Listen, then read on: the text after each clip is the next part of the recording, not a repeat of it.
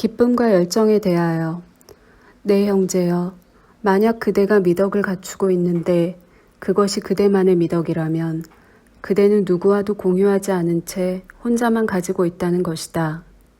확실히 그대는 미덕에 이름을 부여해 그것을 부르고 어루만지길 원한다. 그대는 미덕의 귀를 잡아당겨 그것과 즐기기를 원한다. 그런데 보라, 지금 그대는 대중들과 이 미덕의 이름을 공유하고 있어서 그대는 미덕을 가진 대중이요 가축대가 되었다. 그대는 이렇게 말하는 것이 나을 것이다. 내 영혼에 고통과 기쁨을 안겨주는 그것은 말로 표현할 수 없고 이름도 없습니다. 그것은 또한 내 배의 배고픔이기도 합니다. 라고 말이다. 그대의 미덕을 친숙한 이름으로 부를 수 없도록 높은 곳에 있게 하라. 혹여라도 미덕에 대해 말해야 한다면 말을 더듬더라도 부끄러워하지 말라. 이렇게 말하면서 말을 더듬어라. 이것은 나의 선이고 이것이 내가 사랑하는 것이며 그렇기 때문에 내가 그것을 좋아하는 것이고 오로지 그렇기 때문에 내가 선을 소망하는 것입니다. 나는 신의 법칙으로서의 미덕을 원치 않습니다. 나는 인간 법규로서의 미덕도 원치 않습니다. 미덕이 초월지구와 낙원으로 가는 이정표가 되어서는 안 됩니다. 내가 정말로 사랑하는 것은 대지의 미덕입니다. 대지의 미덕은 신중함이 거의 없고 모두가 가지고 있는 보편적 지혜는 더더욱 없습니다. 그러나 이 미덕이란 새는 내 지붕 아래에 둥지를 틀었습니다. 그래서 나는 그것을 사랑하고 소중히 여깁니다. 지금 그것은 둥지에 앉아 황금알을 품고 있습니다. 이렇게 그대는 말을 더듬으며 그대의 미덕을 찬양해야 한다. 한때 그대는 열정을 가지고 있었고 열정을 악이라 불렀었다. 지금 그대는 오직 미덕만 가지고 있다. 미덕이 그대의 열정으로부터 성장했기 때문이다. 그대는 이런 열정의 심장에 그대의 최고의 목표를 놓아두었다. 그러자 이 열정이 그대의 미덕과 기쁨이 된 것이다. 그대가 비록 다혈질 종족, 호색적인 종족, 광신적인 종족, 혹은 복수심 많은 종족의 후손이더라도 말이다. 결국 그대의 모든 열정은 미덕이 되었고 그대의 모든 악마는 천사가 되었다. 한때 그대는 지하 저장고에 사나운 개들을 길렀지만 결국 개들은 새로 변하여 달콤한 노래를 하게 된 것이다. 그대는 그대의 도구로부터 향유를 주조한 것이다. 그대는 그대의 암소에게서 고통의 우유를 짜냈지만 지금은 그 암소의 젖에서 달콤한 우유를 짜내어 마시게 된 것이다. 이후로는 어떤 악도 그대에게서 생겨나지 못할 것이다. 미덕들의 갈등 속에서 생긴 악이 아니라면 말이다. 내 형제여, 만약 그대가 운이 좋다면 더도 말고 오직 하나의 미덕만 가지게 될 것이다. 그러면 다리 위를 훨씬 쉽게 건널 수 있다. 많은 미덕을 갖는 것은 훌륭한 것이지만 그것은 가혹한 운명이다. 많은 이들이 사막으로 가서 자살을 했는데 그들은 미덕들의 다툼이 되고 미덕들의 다툼이 장이 되는 것에 지쳤기 때문이다. 내 형제여, 전쟁과 다툼은 악인가? 그러나 이 악은 필요한 것이다. 그대의 미덕들 사이에 생기는 부러움과 불신과 비방은 필요한 것이란 말이다. 보라, 그대의 각각의 미덕이 어떻게 최고의 지위를 욕망하는지를. 미덕은 자신의 전령사가 되어줄 완전한 그대의 정신을 원한다. 미덕은 분노, 증오, 사랑에 쏟을 수 있는 완전한 그대의 힘을 원한다. 모든 미덕은 서로를 질투하는데 질투는 끔찍한 것이다. 미덕들이 심지어 질투로 인해 파괴될 수도 있기 때문이다. 질투의 화염에 둘러싸인 자는 결국 정갈처럼 자신의 독침에 쏘이게 된다. 아, 나의 형제여. 그대는 미덕이 자신에게로 몸을 돌려 스스로를 찌르는 것을 본 적이 없는가? 인간은 극복되어야 할 존재이다. 그렇기에 그대는 그대의 미덕들을 사랑해야 한다. 왜냐하면 그대는 미덕들에 의해 소멸될 것이기 때문이다. 자라투스트라는 이렇게 말했다. 창백한 범죄자에 대하여 그대들, 판관들과 사형 집행자들은 저 짐승이 참수당할 자세로 고개를 숙이기 전에 처형시키려는 의도는 없는가? 보라, 저 창백한 범죄자는 고개를 숙였고 그의 눈은 커다란 경멸을 담고 있다. 나의 자아는 극복되어야 할 무엇이다. 나의 자아는 인간에 대한 커다란 경멸이다. 범죄자의 눈이 이렇게 말하고 있다. 그는 이렇게 스스로를 재판했다. 그에게는 최고의 순간이었다. 그렇다면 저 고귀한 작자를 비천한 상태로 되돌아가게 하지 말라. 이렇게 자신으로 인해 고통받는 자의 구원은 빠른 죽음을 제외하고는 없으니 말이다.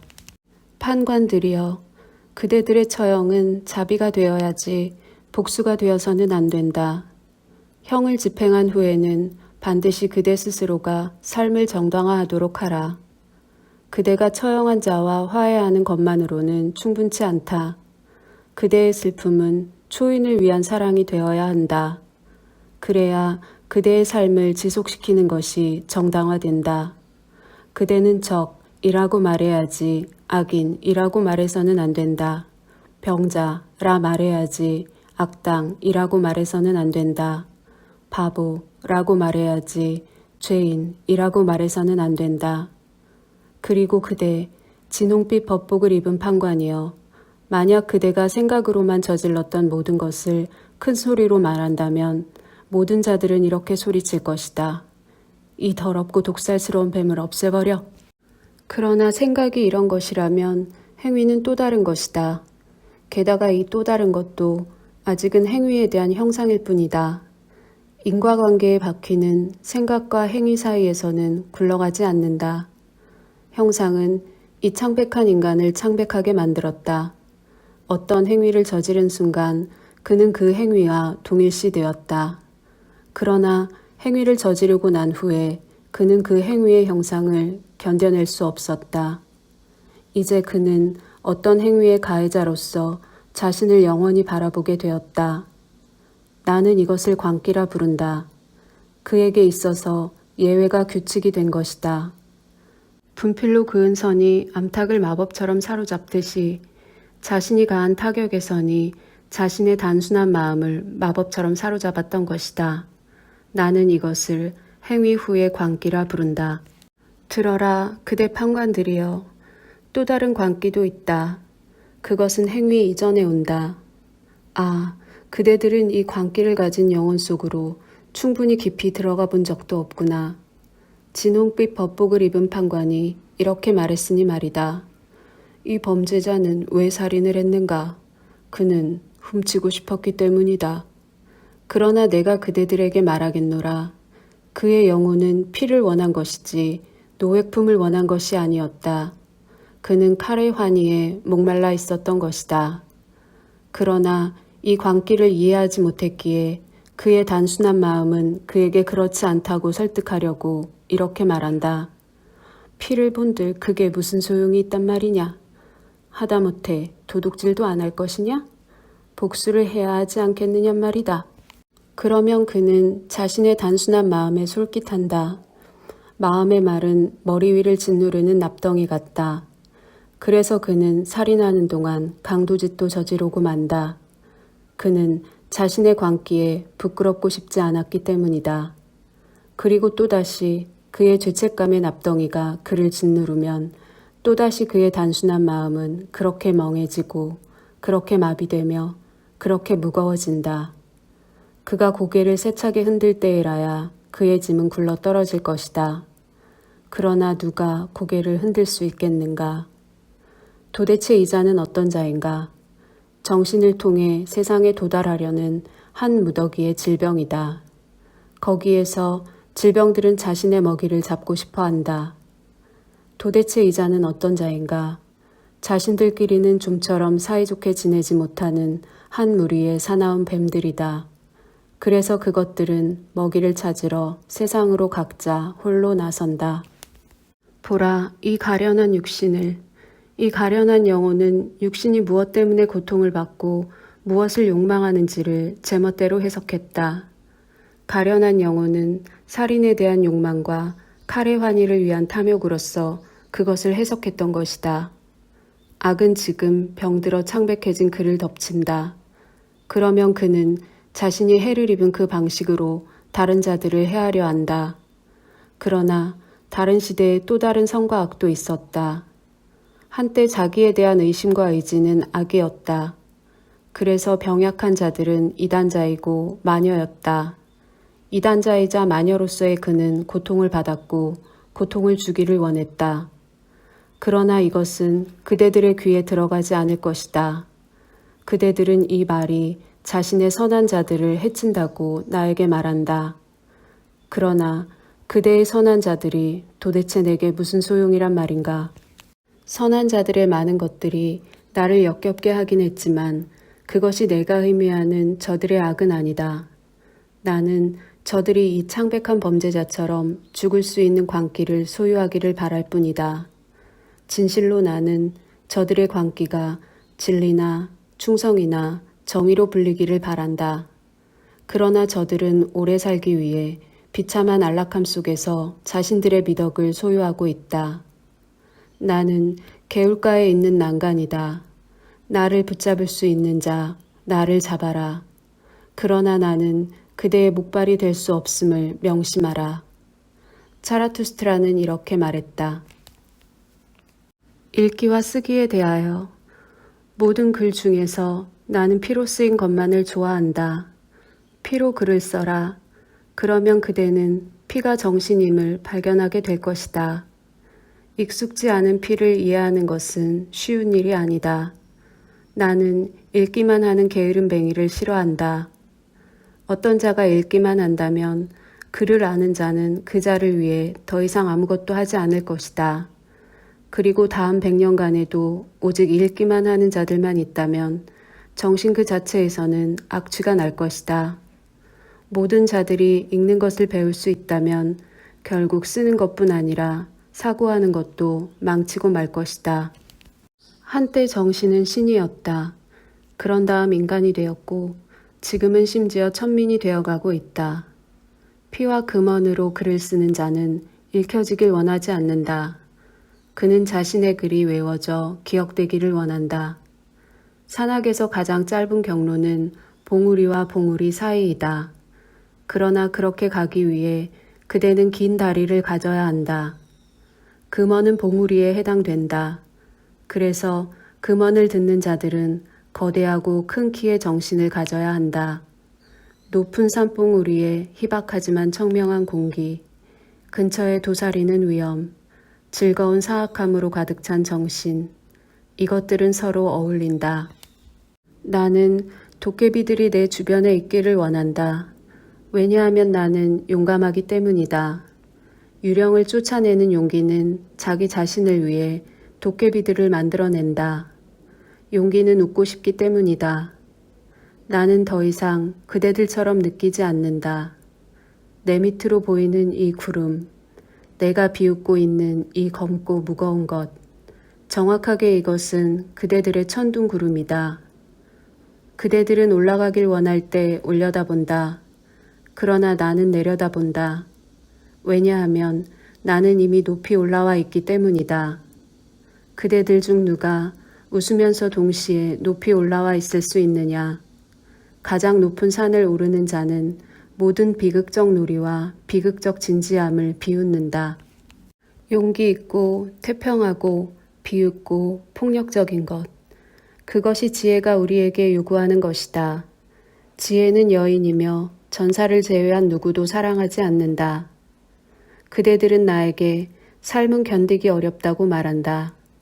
그러나 삶이 그렇기에 그대들은 아침에는 자부심을 가졌다가 저녁에는 체념하는 마음을 가지는 것이 아닌가.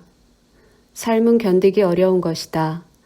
그러나 그렇게 연약한 척하지 마라. 우리 모두는 짐을 지는 꽤 건강한 암수 나귀들이니까. 한 방울의 이슬이 떨어졌다고 파르르 몸을 떠는 장미꽃 봉우리와 우리는 어떤 공통점을 가지고 있는가? 사실은 이렇다. 우리가 삶을 사랑하는 이유는 사는 것에 익숙해서가 아니라 사랑하는 것에 익숙해서이다. 사랑에는 언제나 특정한 광기가 있다. 그러나 광기에도 언제나 특정한 방식이 있다. 삶을 사랑하는 나에게 있어서 나비와 비누거품, 그리고 인간들 사이에서 이런 나비와 비누거품 같은 모든 것들, 이 세 가지가 행복에 대해 가장 많이 아는 것처럼 보인다. 이러한 밝고 어리석고 앙증맞고 애처로운 작은 영혼들이 훨훨 나는 것을 보면서 나 자라투스트라는 눈물을 흘리며 노래를 부른다.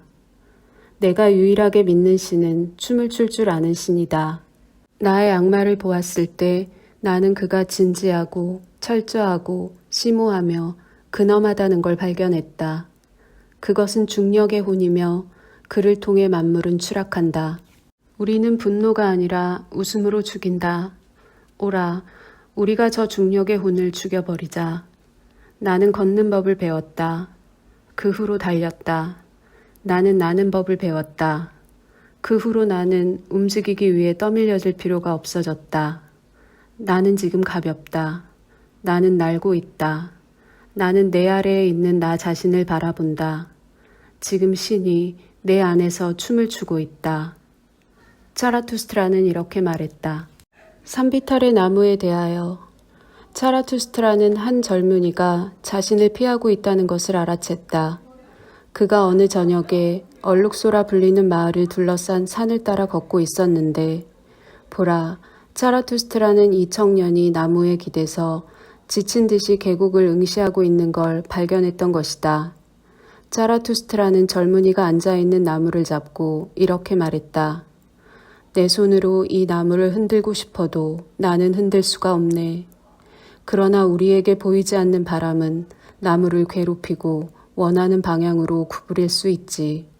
우리를 최악으로 괴롭히고 구부리는 것도 바로 이 보이지 않는 손들이라네. 그 순간 청년은 혼란스러워하며 일어나 말했다. 짜라투스트라의 목소리가 들렸어. 방금 그의 생각을 하고 있었는데. 짜라투스트라는 대답했다. 자네 왜 그리 놀라는가? 지금 이 나무와 마찬가지로 인간도 그러하다고 말하는 것이네. 나무가 더 높고 더 밝은 곳으로 오르려 할수록 뿌리는 더욱더 단호하게 땅속으로, 아래로, 어둠으로, 깊은 곳으로, 그러다 악한 곳으로 가려고 애쓸 것이네. 맞아요, 악한 곳으로. 라고 청년은 소리쳤다. 당신은 어떻게 제 영혼의 정치를 아셨습니까? 짜라투스트라는 미소를 지으며 말했다. 우리가 먼저 그 영혼들을 창조한다면 모를까. 그렇지 않고는 절대 알 수 없는 많은 영혼들도 있다네. 맞아요. 악한 곳으로. 라고 청년은 다시 외쳤다. 당신은 진리를 말씀하셨습니다. 차라투스트라요. 높이 오르기를 욕망한 이유로 나는 더 이상 내 자신을 믿을 수 없게 되었습니다. 게다가 더 이상 아무도 나를 믿지 않아요. 어째서 이런 일이 일어났을까요? 나는 너무 빨리 변합니다. 나의 오늘은 나의 어제를 부정해요. 내가 위로 오를 때는 종종 몇 계단씩 뛰어넘지요. 그런데 한 계단도 그런 나를 용서하지 않아요. 내가 높이 있을 때 언제나 혼자 있는 내 자신을 발견합니다. 아무도 나에게 말을 걸지 않아요. 고독의 서늘함이 나를 전율케 합니다. 나는 이 높은 곳에서 무엇을 원하는 것일까요? 나의 경멸과 나의 욕망은 함께 상승합니다. 내가 높이 오를수록 더더욱 나는 오르고 있는 자를 경멸하지요. 나는 이 높은 곳에서 무엇을 원하고 있는 것일까요? 높이 오르면서 비틀거리는 것이 얼마나 수치스러운지 모릅니다. 내가 얼마나 지독히도 숨을 헐떡거리는 것을 경멸하는데요. 날 수 있는 자는 또 얼마나 증오하는지요. 높은 곳에 있으면 또 얼마나 지치는지. 여기서 청년은 침묵했다. 그리고 짜라투스트라는 그들 옆에 서 있는 나무를 보고 곰곰이 생각하며 이렇게 말했다. 이 나무는 산비탈인 이곳에 홀로 서 있네. 이 나무는 인간과 동물 위로 높게 자랐다네. 나무는 말을 하고 싶어도 아무도 자신의 말을 이해하지 못한다는 걸 알 것이네. 나무가 그렇게 높이 자랐으니 말이야. 지금 나무는 기다리고 또 기다린다네. 그러나 무엇을 기다릴까? 나무는 구름의 자리와 매우 가까운 곳에 살고 있네. 그러니 아마도 첫 번째 번개를 기다리는 게 아닐까? 자라투스트라가 이렇게 말했을 때 청년은 격렬한 몸짓으로 외쳤다. 맞습니다, 자라투스트라. 당신의 말이 진실입니다. 나는 높은 곳으로 오르기를 원했을 때 내가 파괴되기를 욕망했습니다. 당신은 내가 기다리던 그 번개입니다. 보십시오. 당신이 우리 인간들 사이에 나타난 이후로 나는 어떤 존재가 되었습니까? 나를 파괴해온 것은 바로 당신에 대한 선망이란 말입니다. 그렇게 청년은 말하며 목 놓아 울었다. 그러나 자라투스트라는 그의 팔을 잡고 자신의 길로 이끌었다. 그들이 잠시 동안 함께 걷고 있던 중 자라투스트라가 이렇게 말하기 시작했다. 마음이 아프다네. 자네의 말보다 자네의 눈이 모든 위험을 더 잘 말해주고 있네. 자네는 아직 자유롭지 않다네. 자네는 여전히 자유를 찾고 있어. 그래서 필요한 것이고, 그래서 너무 오랫동안 잠을 못 이루는 것이네. 자네는 탁 트인 높은 곳을 갈망하고 자네의 영혼은 별들에 목말라 있지. 그러나 자네의 나쁜 본능은 자유를 너무도 갈망한다네. 자네의 사나운 개들은 자유를 갈망하지. 자네의 정신이 모든 감옥을 부수어 열기를 열망할 때 개들은 자신의 지하 창고에서 기뻐하며 짖는다네. 나에게 자네는 여전히 자유를 상상하는 죄수이네. 아, 그런 영혼의 죄수는 영리해지기도 하지만 또한 기만적이고 천하게도 된다네. 정신이 자유롭게 되었다 해도 자신을 여전히 정화시켜야 하네. 자네 안에는 여전히 감옥의 많은 부분과 썩은 내가 남아있기 때문이라네. 자네의 눈은 훨씬 더 준수해져야 한다는 게야. 그렇다네. 나는 자네의 위험을 알고 있네. 그러나 나의 사랑과 희망을 담아 내 자네에게 간청하지. 부디 자네의 사랑과 희망을 거부하지 마시게. 자네는 아직도 스스로를 고귀하다고 느끼고 있네. 자네를 싫어해서 사악한 눈길을 던지던 자들도 여전히 자네가 고귀하다고 느끼네. 그러나 알아두게. 이제 모든 이들은 고귀한 자가 방해물이란 것을 알게 될 것세. 선한 자들도 고귀한 자가 방해물이란 것을 알게 된다네. 심지어 자네를 선한 자라고 칭할 때조차 저들은 자네를 쫓아버리기 위해 그러는 거라네. 고귀한 자는 새로운 것들과 새로운 미덕을 창조하길 원하지만 선한 자는 오래된 것들을 원하고 오래된 것들이 보존되기를 원하지. 고귀한 자가 선한 자가 될 수도 있다는 것은 고귀한 자에게는 위험이 되지 못하네. 뻔뻔한 자, 조롱자, 파괴자가 될 수도 있다는 것은 위험이 되지. 아, 나는 자신의 최고의 희망을 상실한 고귀한 자들을 알았다네. 그러나 희망을 상실한 이후로 이 자들은 모든 고귀한 희망들을 비방했다네. 이후로도 이 자들은 짧은 쾌락 속에서 뻔뻔하게 살며 오늘의 목표만을 위해 살 뿐이었네. 정신은 또한 감각적 즐거움이다. 이들은 이렇게 말했네. 그러더니 이들의 정신의 날개가 부러지더군. 지금 정신은 살금살금 기어다니며 자신의 먹이를 더럽히고 있네. 한때 이들은 영웅이 되리라 생각했다네. 지금 이들은 호색가들이 되었네. 이제 영웅은 그들에게 고통이요 공포라네. 그러나 내 사랑과 희망을 담아 자네에게 간청하겠네. 자네 영혼 안에 있는 영웅을 거부하지 마시게. 자네의 최고의 희망을 성스럽게 유지하시게. 자라투스라는 이렇게 말했다. 죽음의 설교자들에 대하여. 죽음을 설교하는 자들이 있다. 대지는 죽음에 대한 설교를 들어야 하는 자들로 가득하다. 대지는 불필요한 자들로 가득하고 삶은 너무도 많고 많은 자들에 의해 부패되었다.